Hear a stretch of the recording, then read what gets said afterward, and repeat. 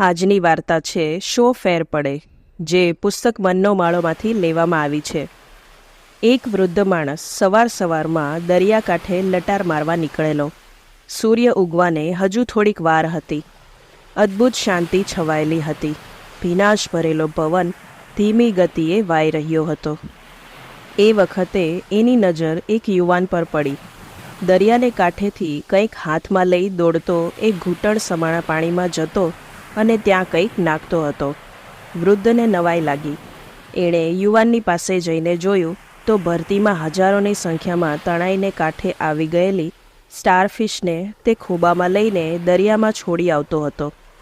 યુવાનની આ દોડાદોડી 10 મિનિટ સુધી નિહાળ્યા પછી વૃદ્ધથી ન રહેવાયું. એણે પેલા યુવાનને કહ્યું, અરે ભાઈ, તું સાવ નાહકનો દોડાદોડી કરે છે. જોતો ખરો, આખા જ કાંઠા પર હજારોની સંખ્યામાં સ્ટારફિશ તણાઈને આવેલી છે. હમણાં સૂરજ ઉગશે એટલે એ મરી જ જવાની છે. તું પણ જોને કેટલો હાંફી ગયો છે. થોડી જ ક્ષણો પછી મરી જનારી હજારો સ્ટારફિશને તું નહીં જ બચાવી શકે એ તું પણ જાણતો જ હોઈશ. તો પછી તારી આ નિરર્થક દોડાદોડીથી શો ફેર પડશે? વૃદ્ધના આવા શબ્દો સાંભળીને 2 ક્ષણ માટે તે યુવાન અટકી ગયો.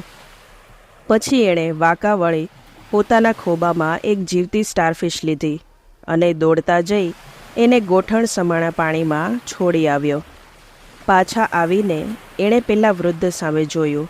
પછી બોલ્યો, દાદા, મારી દોડાદોડીથી શો ફેર પડી શકે એની તો મને ખબર નથી, પણ હમણાં જે સ્ટારફિશને મેં દરિયામાં છોડી એને તો ઘણો બધો ફેર પડ્યો ને.